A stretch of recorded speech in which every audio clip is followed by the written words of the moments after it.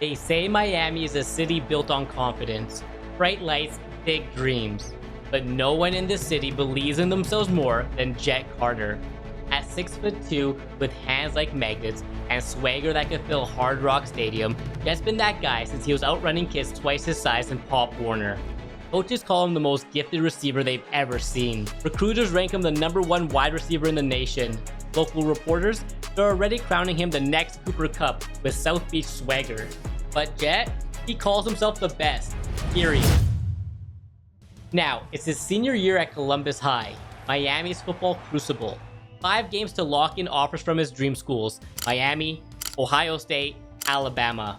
But tonight, it's Columbus versus North Palm Beach, home of Darius D-Lock Reed, Florida's top cornerback. The papers hype it as a clash of titans. Jett, he just laughs, telling his coach nobody can guard him. Confidence is Jett's superpower. It's what makes him unstoppable, but it's also his kryptonite.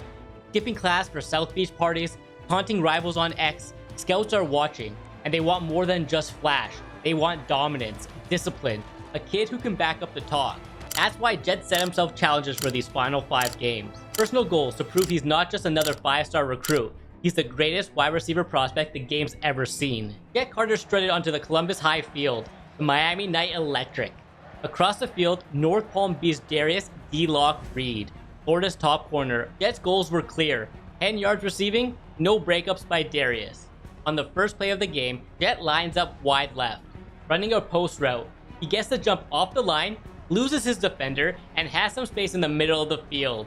But just as the ball arrives, his rival cornerback steps in and breaks it up. Disappointed, but Jett Carter isn't the type to fold after one failed goal. Next play, one-on-one coverage, streak route. Jett races stride for stride with his defender, but at the last second, he launches himself above the cornerback, making an unbelievable catch before the defender can even turn his head. The Columbus crowd roared. Later that drive, Jett runs a quick in route, creates just enough separation, and makes the catch for his first touchdown of the game. One of 2 goals completed to start his season. In the second quarter, Jett wasted no time making his dominance felt. A perfect post route, turning his body mid-stride to haul in a catch at midfield. Then came his defender's biggest mistake, pressing Jett Carter at the line. As soon as the ball was snapped, Jett was gone, leaving the defender in the dust. He called for the ball, caught up to it in stride, and raced to the end zone for his second touchdown of the game. The rest of the game was a showcase. Jett played lights out, blazing by defenders with speed, making catches with corners draped all over him, showing exactly why he's a top-rated receiver in this recruiting class.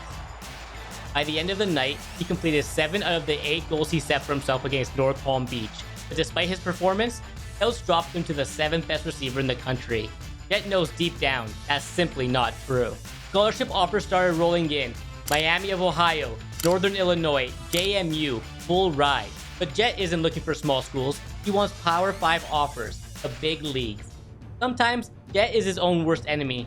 Confidence as armor to hide the fact he's terrified of failure.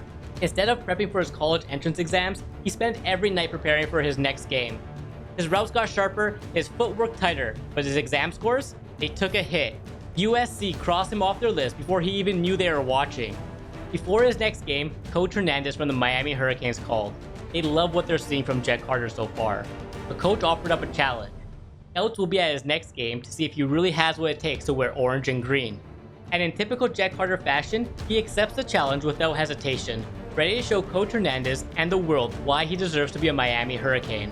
This wasn't just another game for Jett Carter. Tonight was about one thing, proving himself to Coach Hernandez and earning a scholarship from the Miami Hurricanes. First play, not to Jett. Second play, not to Jett either. Frustration built fast. On that last play, he cooked his defender off the line, but what's the point if the ball never comes his way? Finally, Jett gets involved, adjusting his route to find open space at midfield, making the catch before being caught from behind. Big 3rd and 10, defender pressing hard. Jett gets loose off the line, cuts into the midfield, calls for the pass, and catches it in stride for the first down. And for all his swagger, Jett showed he could be a team player too, throwing a block at the 2-yard line so his running back could find the end zone. As the second quarter was winding down, Jett lined up determined to make his mark. He exploded off the line, flew by his defender, and made a great jumping catch, celebrating in typical Jett fashion as he danced his way into the end zone. He continued to dominate, showing off his reliable hands, crisp route running, and capped off another drive with his second touchdown of the game. Fourth quarter, down by 3. The moment to show Coach Hernandez he could deliver with the game on the line. Lithia threw 2 defenders on him. It didn't matter. Jett called for the ball and went up to make the contested catch, refusing to be stopped. Catch after catch, he carried Columbus into scoring range. Faced with a crucial 4th down, game on the line, Jett locked in. He ran a perfect zig route, planted his foot, and stepped out of bounds just past the marker for the first down. This was it. The ball snapped, Jett faked his defender inside, sprinted to the sticks, reached out, and made the catch in the end zone. Touchdown, Columbus wins. And more importantly, Jett Carter just proved to Coach Hernandez that he belongs in the orange and green. The Miami Hurricanes offered him a scholarship that night. He played it off like it was no big deal, but deep down, Jett Carter was thrilled. Offers flooded in from all over the country. His confidence soared, and just like that, he earned his way back up the recruiting board. Before the next game, everyone had the same question for Jett Carter. You going to homecoming? For Jett, it was a no-brainer. He loves being the center of attention, on the field, in the hallways, at homecoming, everywhere. And just to prove how confident he really is, he slid into the DMs of the most popular senior at Columbus High, the girl everyone talked about. Within minutes, he agreed to go with him. That night, Jett went viral. Everyone was calling him the Riz God. But now, it was time to prove he still ruled where it really mattered most, under the Friday night lights. Fresh off an incredible homecoming night, Jett Carter was riding high. But while the celebrations faded, reality didn't.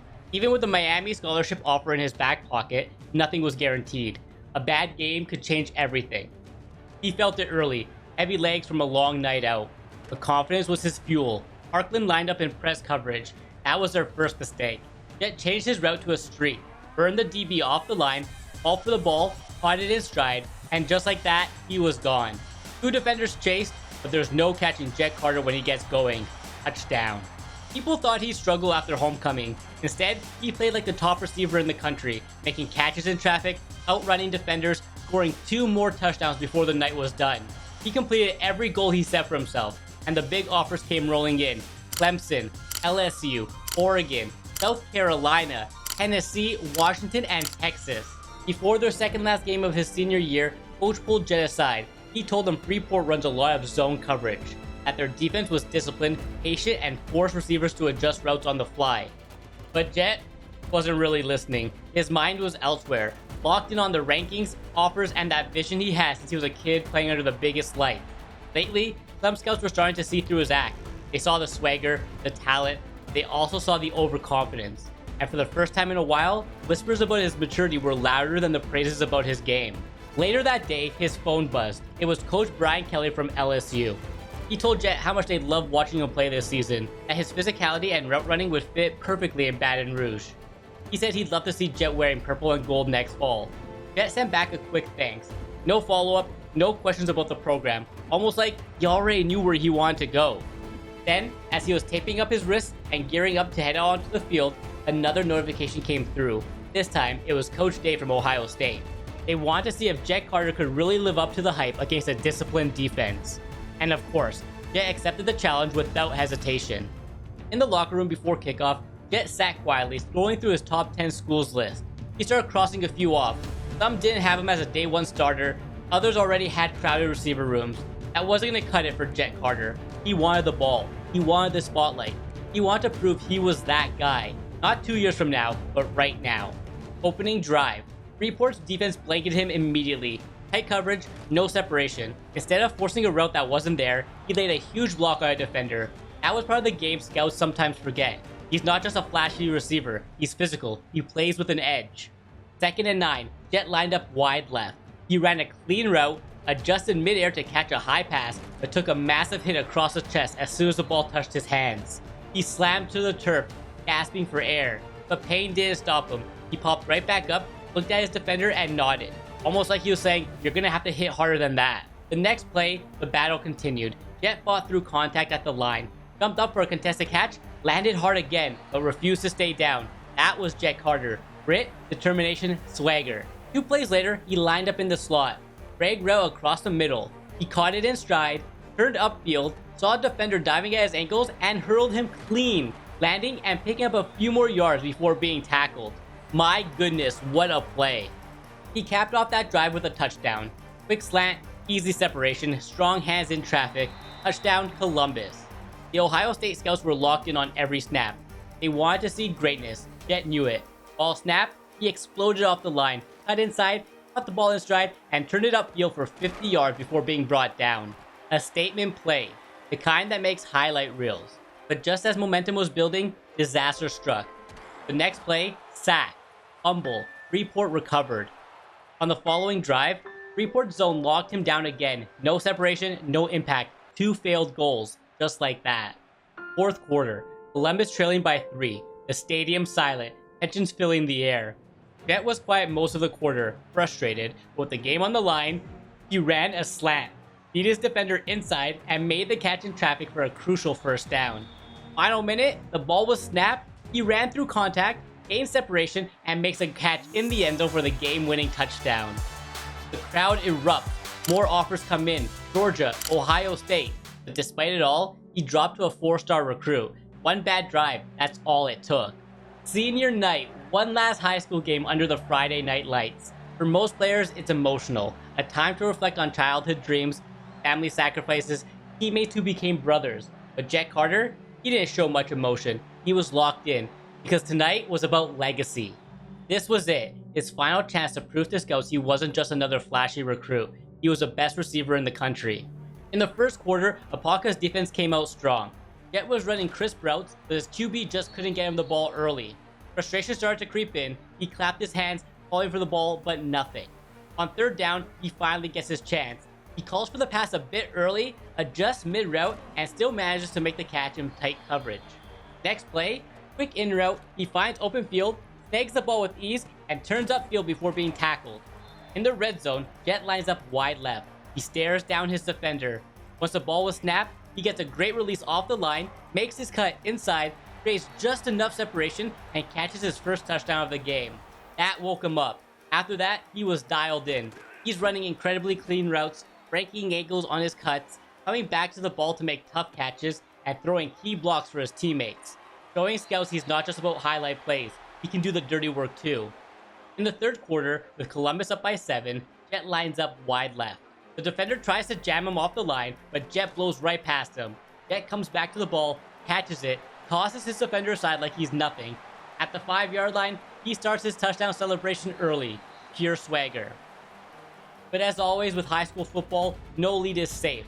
Columbus's defense fell apart in the fourth quarter, and just like that, they trail by 6 points with 40 seconds left. The stadium is silent, fans praying for a miracle. The ball snapped. QB quickly connects with his tight end down the middle. Clock is still ticking. With 20 seconds left, Jett lines up wide left. He explodes off the line. Jett fights through contact, runs a slant towards the end zone. Jett extends his hands, makes the catch in the end zone. Touchdown. Columbus wins. He finished his senior year as an elite 4-star recruit, the 13th best receiver in the country, with offers flooding in from across America. But now, it was decision time. The school gym packed. 3 hats on the table: Miami, Oklahoma State, UCF. Jett looked at each one. He thought about playing for his hometown team, or choosing a smaller school where he could be a day 1 starter. He picked up the UCF hat first, rolled it in his hands, then tossed it aside with a grin. The crowd roared. 2 hats left: Miami or Oklahoma State. He took a deep breath, looked at the crowd, smirked, then grabbed the University of Miami hat and officially committed to being a Miami Hurricane. The gym erupted. Fans chanted his name. Jett Carter was officially a Miami Hurricane, and now it was time to show the world what he was made of at the D1 level. Jett Carter arrived on campus at the University of Miami with one thing on his mind: domination. He was confident, maybe too confident. His offensive coordinator called him in before the season started, went over what life as a student athlete would be like, balancing film study, workouts, class, and his social life. But Jett barely heard any of it. In his mind, he was already wide receiver number 1. The fans would chant his name. He'd break records. He'd be the king of Coral Gables. Then, reality hit him like a middle linebacker. He checked the depth chart. He wasn't wide receiver 1. He wasn't even wide receiver 3. He was buried at the bottom. An afterthought. For Jett, it felt like disrespect. But instead of pouting, he flipped the switch. If they wouldn't hand him his spot, he'd take it. He lived in the workout facility. hours before practice and hours after, focusing on his footwork, his cuts, his route running. He earned a platinum ability upgrade for his cuts. His routes became sharper, crispier, almost unguardable. At his first practice, Jett didn't look out of place at all. His elite footwork was on display. His hands were reliable as ever. But one thing he quickly noticed, the hits were different. This wasn't high school anymore. These were grown men flying around out there. Still, Jett never backed down. He wanted to see the field as a freshman, and his first practice earned him some trust with the coaches. Home opener at Hard Rock Stadium, the crowd was electric. Music thumping, fans screaming, lights blinding. Jett ran out onto the field with his teammates, soaking it all in. But when kickoff came, he sat on the bench and stayed there all game. Miami dominated Central Michigan. The final whistle blew. Jett never saw the field. Frustration burned inside him. He poured that rage into training. Hours in the gym, extra drills after practice, sacrificing study time to perfect his craft. He even worked to build his personal brand, hoping for future NIL deals. Finally, an opportunity came. Coach announced a position battle for wide receiver number 5. It wasn't wide receiver 1, but it was a start. One-on-one against a DB. Jett struggled at first, couldn't get open, couldn't separate. But as soon as he made his first catch, his swagger returned. Play after play, he ran perfect routes, caught everything thrown his way, and by the end of the drill, he had outscored his opponent. The second drill was a passing skeleton. Jett dominated, open on every route, strong hands in traffic. Coaches watched in silence as he made it look easy. And in the third drill, just for good measure, he beat his opponent again. 3 drills, 3 wins. Position battle over. Jett Carter was now wide receiver 5 on the depth chart. But it wasn't enough. Another big matchup, another game on the bench. The frustration grew, but Jett kept grinding. Game 3 against an FCS team, Jett felt like this would be his moment. But the game ended. He hadn't taken a single snap. That night, he stared at the ceiling in his dorm. Questions swirled, doubt crept in, but he shoved it aside and trained even harder. Then came another shot. Coach Hernandez called him in. We're giving you a chance to earn wide receiver 4 this week. Jett didn't waste a second. He put his entire repertoire on display. Elite footwork, quick releases, reliable hands, dominating all 3 drills. Position battle won. He was now wide receiver 4. Next game against Notre Dame. Top 10 program, huge national spotlight. Surely this was his moment. But once again, he sat on the bench as Miami beat the Fighting Irish. Emotions mixed, thrilled for the win, furious at the coaches. That week, he signed his first NIL deal with a local sauna company. It wasn't Nike or Adidas, but it was money, and proof his brand still had value. His academic advisor warned him about upcoming exams, urged him to study, but in typical Jett fashion, he studied just enough and bombed the test. GPA dropped, then he skipped the lab to party, earning locker room clout, but tanking his grades even more. Despite academic struggles, his training paid off. He earned wide receiver 3 on the depth chart heading into the North Carolina game. Miami arrived at Chapel Hill, stadium booming, fans chanting. After a scoreless first quarter, Jett Carter is finally getting his chance.